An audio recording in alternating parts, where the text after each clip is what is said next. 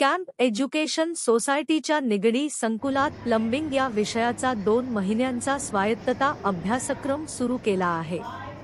भारतातील प्लंबरची व्याप्ती आणि मागणी बांधकाम, निवासी, व्यावसायिक आणि औद्योगिक क्षेत्रांसारख्या विविध उद्योगांमुळे लक्षणीय आहे। भारतातील प्लंबिंग उद्योगासमोर अपुरे प्रशिक्षण, निकृष्ट कारागिरी आणि मानकीकरणाचा अभाव यासारख्या आव्हानांचा सामना करावा लागतो। भारताला अंदाजे 12 लाख प्रशिक्षित प्लंबरची आवश्यकता आहे, परंतु सध्या फक्त 2.5 लाख प्लंबर उपलब्ध आहेत। त्यापैकी बहुतेक अप्रशिक्षित किंवा स्वयंप्रशिक्षित आहेत। प्लंबर बांधकाम कंपन्या, निवासी संकुले, कॉर्पोरेट संस्था, रुग्णालय आणि हॉटेल्ससह विविध ठिकाणी काम करू शकतात। प्लंबर कार्यक्षम प्लंबिंग सिस्टीमद्वारे पाण्याचा वापर वाढवतात, कचरा कमी करतात आणि या मौल्यवान संसाधनाचे संवर्धन करतात। ते पाणी व्यवस्थापन, पावसाचे पाणी साठवणे आणि सांडपाण्यावर प्रक्रिया करण्यात देखील योगदान देतात।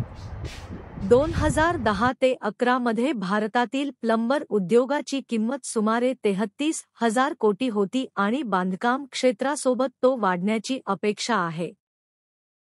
निवासी, व्यावसायिक आणि कृषी क्षेत्रांसह इमारती, उद्योग आणि पायाभूत सुविधा प्रकल्प बांधण्यासाठी आणि देखभालीसाठी प्लंबर आवश्यक आहे।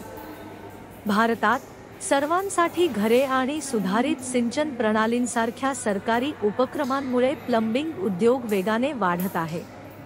या उद्योगाचे एकत्रीकरण होण्याची अपेक्षा आहे। भारतातील प्लंबरचा सरासरी मासिक पगार अनुभव आणि कौशल्यांवर अवलंबून 7,000 ते 25,000 पर्यंत असतो। प्लंबर उद्योजकता आणि स्वयंरोजगाराच्या संधींसह मदतनीस ते सहाय्यक प्लंबर, प्लंबर आणि नंतर वरिष्ठ प्लंबरपर्यंत प्रगती करू शकतात।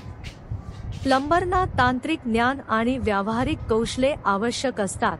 प्रशिक्षण तांत्रिक ज्ञान, उत्पादन शोध आणि व्यावहारिक कौशल्यांवर केंद्रित आहे, ज्यामुळे प्लंबर कार्यक्षमतेने आणि प्रभावीपणे काम करू शकतात।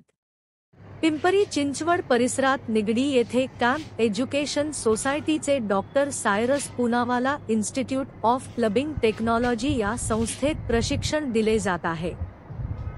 इथे संस्थेचे कार्याध्यक्ष माननीय वालचंद संचेती साहेब व कार्यकारी मंडळाचे संस्थेच्या संकल्पनेतून अत्याधुनिक लॅब, स्मार्ट क्लासरूम इत्यादी सोयी सुविधा उपलब्ध करून दिल्या आहेत।